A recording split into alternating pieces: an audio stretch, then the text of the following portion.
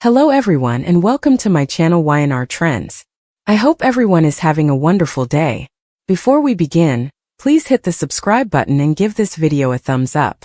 In Genoa City, where secrets have ruined dynasties and betrayals have resurrected old ghosts, no one is prepared for the kind of devastation that erupts when Sharon and Newman finally learn the identity of the shadowy blackmailer who has been tormenting them for months, threatening to destroy everything they hold dear. The nightmare begins innocently enough, with Sharon noticing an anonymous envelope slipped under the door of Crimson Lights just before closing time. But inside is a message. So chilling, so personal that she feels her knees buckle beneath her. Your family's sins are mine to expose. Pay or everything burns. And as she reads the attached photo of a young Cassie Newman with a handwritten date that only she, Nick, and one other person in the universe would recognize, she realizes this is not just some opportunistic scammer but someone who knows the darkest corners of their lives. She calls Nick immediately, and when he arrives, storming through the door with panic already etched across his face, the storm that has been quietly building around the Newman family finally erupts into a full-scale hurricane because this is not the first threat they've received. There have been cryptic texts, veiled warnings, damaging near leaks to the media, and even a break-in at Sharon's house where drawers were emptied and family mementos were left in strange arrangements, like a twisted shrine meant to rattle her.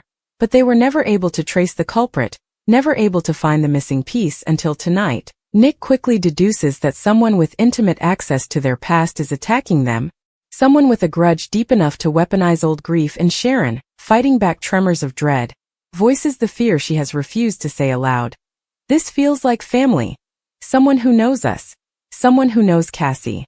The idea is so monstrous, so outrageous, that Nick immediately rejects it, insisting their family may be chaotic but they are not capable of this level of cruelty. But the evidence keeps mounting, and it all crescendos when they receive a new text message right there in the coffee house, this time with a video clip showing someone rummaging through Sharon's locked keepsake chest that contains letters from Cassie, drawings from Faith's childhood, and irreplaceable photos.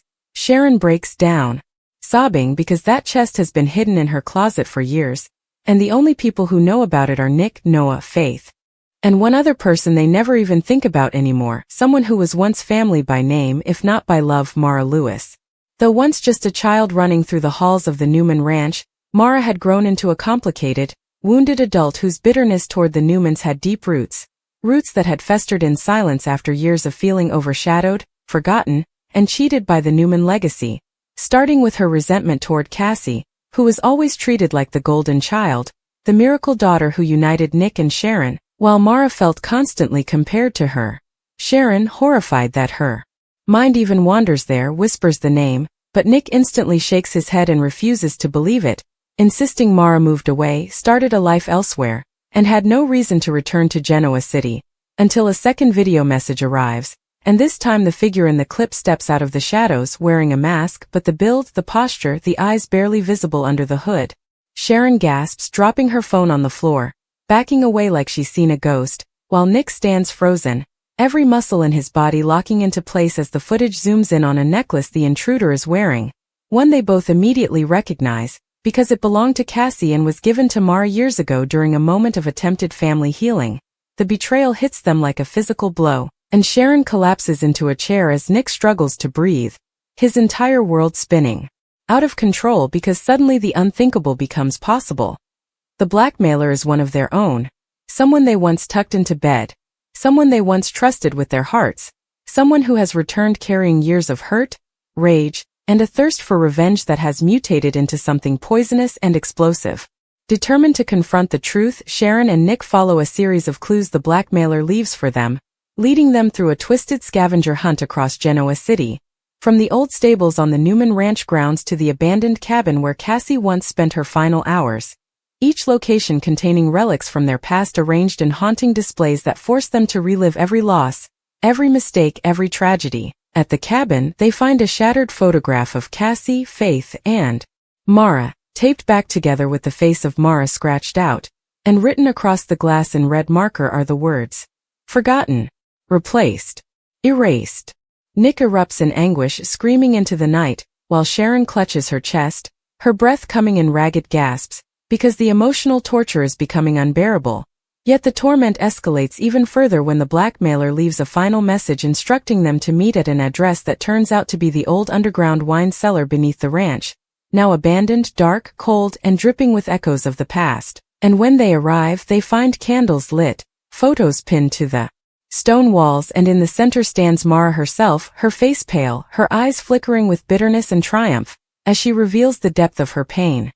She felt abandoned by Josh and Reva during their chaotic years, ignored by Nick and Sharon after Cassie's death, and overshadowed by every Newman child who followed, until her resentment metastasized into a desire to make them suffer as she had suffered. She accuses Sharon of clinging to Cassie's memory while pushing everyone else away. And she accuses Nick of being blind to the damage he caused by trying to rebuild his broken family while ignoring the collateral damage left behind in the lives of people who had once been considered family.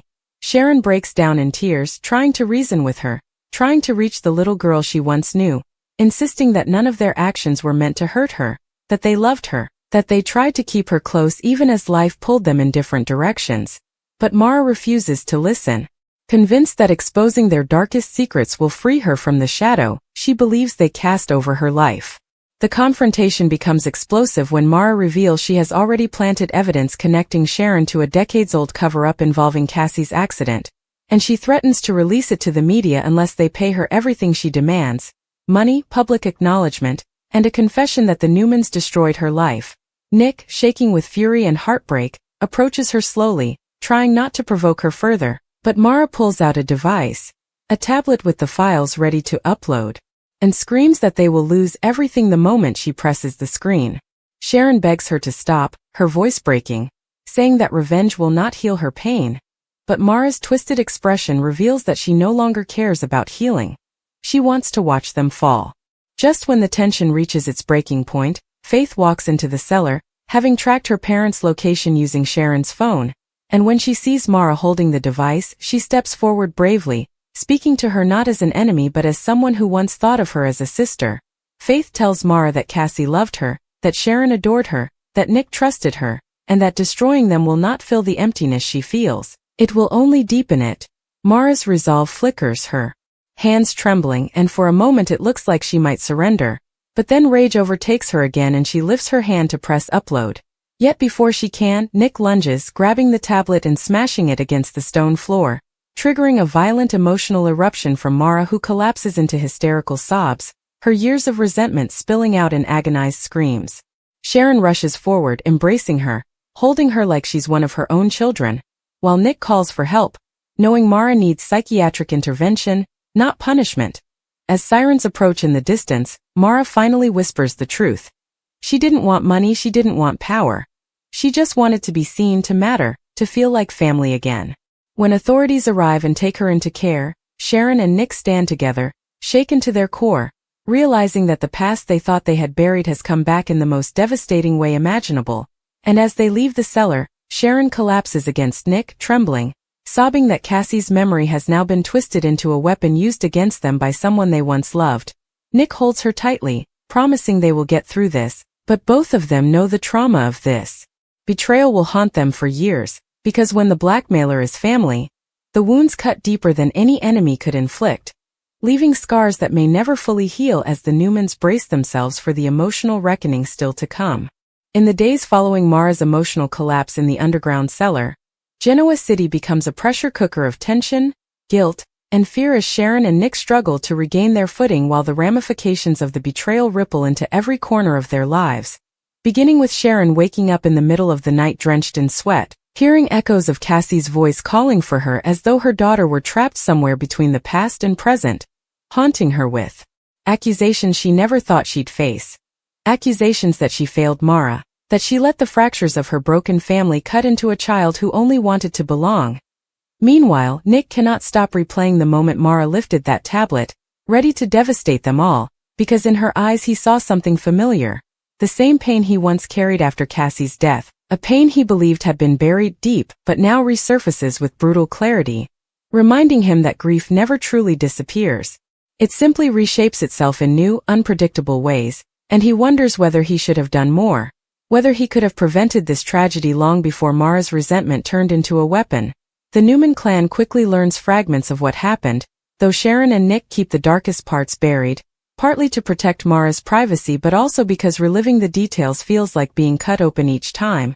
Yet Victor, with his relentless instinct to control every threat to his family, demands answers, storming into Sharon's home unannounced with a fury that shakes the walls, insisting that anyone who comes after a Newman must be dealt with swiftly and decisively. But Sharon refuses to let him intervene, standing her ground with a fierceness he rarely sees from her, telling him that Mara is not a threat. She is a wounded soul who needs help, not punishment, and if Victor even thinks about retaliating, he will lose her support forever. Victor, stunned by her defiance, backs down slightly but warns them that a secret of this magnitude will eventually erupt if they do not prepare for the fallout, especially since Genoa City thrives on gossip and one whisper can ignite a wildfire that may destroy the Newman reputation overnight, leaving Nick torn between protecting Sharon's compassion-driven judgment and respecting Victor's cold, pragmatic instinct for damage control. Noah returns to Genoa City the moment he hears the faintest hint of what happened, his guilt overwhelming him because he remembers how much Mara idolized him as kids, how she followed him around like a shadow, and how, as adults, he distanced himself from her when her behavior became erratic, something he chalked up to growing pains but now recognizes as the beginnings of something darker, more desperate. Faith, shaken to her core, begins experiencing nightmares, waking with visions of Mara pressing that upload button, triggering a panic that she might someday be the cause of another family implosion, and Sharon spends her nights trying to soothe her while grappling with the crushing weight of being unable to soothe herself. Meanwhile, as news of Mara's psychiatric hold quietly spreads among the medical staff, gossip begins circulating beneath the surface in hushed tones. Whispers about a Newman-connected woman suffering a breakdown, leaving Sharon and Nick terrified that the truth will leak into the wrong hands, especially since Chance, now working closely with authorities, asks pointed questions after seeing the emergency call logs from the night of the cellar incident, telling Nick he has a legal obligation to file a report if a crime was committed. Nick pushes back hard, insisting Mara needs compassion, not prosecution, but Chance warns him that covering up a blackmailing incident could backfire dangerously, particularly if the press gets wind of a Newman-involved scandal. Sharon, frightened that legal action could re-traumatize Mara, visits her in the psychiatric facility despite being warned by doctors that contact might destabilize her progress.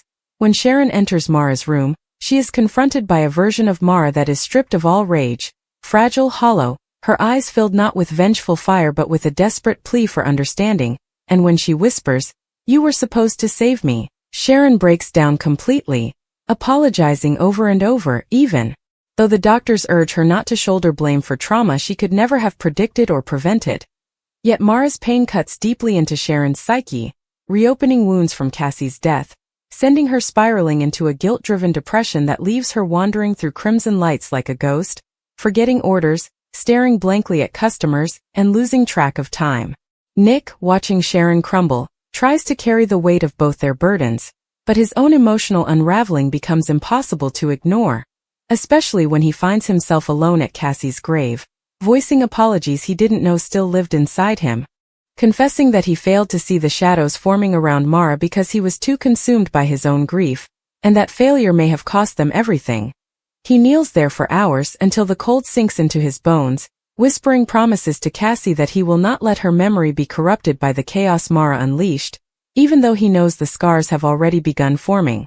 Meanwhile, Victor secretly assigns Michael Baldwin to investigate Mara's past, digging into years of therapy records, financial struggles, emotional breakdowns, and forgotten cries for help, believing that the more he knows, the more he can protect the Newman empire from potential fallout. But when Michael uncovers that Mara had been quietly reaching out to various Newman relatives for years, emails ignored, letters unopened, phone calls dismissed as spam, a horrifying picture emerges. Mara had been trying to reconnect, to be seen, long before her resentment turned poisonous, and the family failed to hear her pleas. Nick is devastated when Michael presents the evidence, realizing that they unintentionally allowed her loneliness to fester until it exploded into the catastrophic spiral that led her into that cellar, mask on, vengeance boiling in her veins. Sharon, upon learning this, collapses emotionally in the middle of her kitchen, sobbing that she should have been more attentive, more aware, more nurturing, because she of all people knows what happens when a child feels unloved or unseen. The guilt becomes unbearable, driving Sharon to visit Mara again despite medical advice to keep her distance. And during this second visit, Mara expresses a fragmented memory of standing outside Crimson Lights months earlier, watching Sharon laugh with Faith, jealousy cutting into her like a knife, feeling like she was looking at the life she should have had but never did. She admits she began her blackmail scheme not with the intention to destroy, but to make Sharon and Nick pay attention to her, to force them to acknowledge her existence. But when they didn't immediately respond the way she wanted, her pain quickly distorted into rage, and the situation spiraled beyond her control.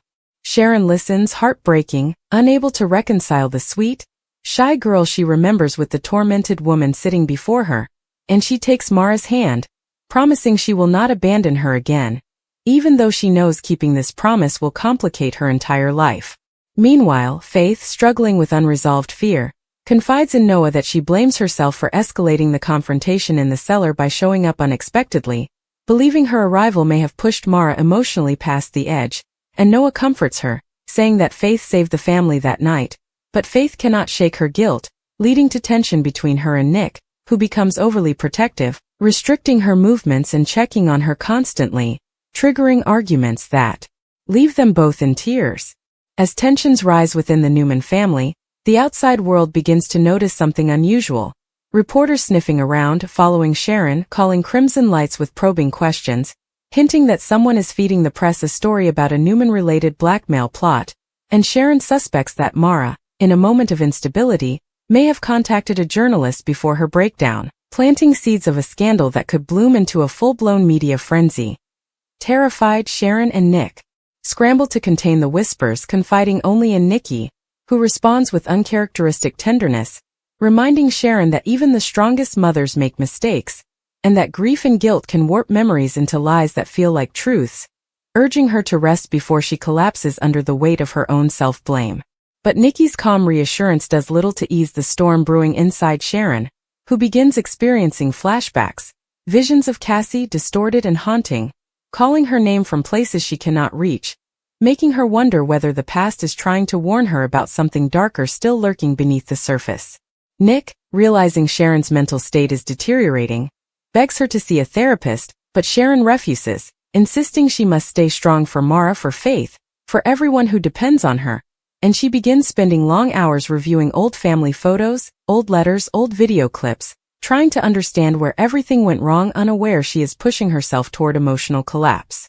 Meanwhile, Victor, unable to tolerate uncertainty, quietly confronts Josh and Riva, demanding to know whether they saw signs of Mara's instability, igniting a heated argument that dredges up decades of pain from their complicated family entanglements, leading Riva to unleash on Victor, accusing him of acting like a self-righteous emperor pretending to protect children while he manipulates and terrorizes his own. The confrontation ends with Riva vowing to take Mara far away from Genoa City once she is released, promising she will not allow the Newmans to exploit or scapegoat her daughter again, making Victor furious, and setting the stage for a brewing war between the Lewis and Newman families that could reignite old rivalries long thought buried.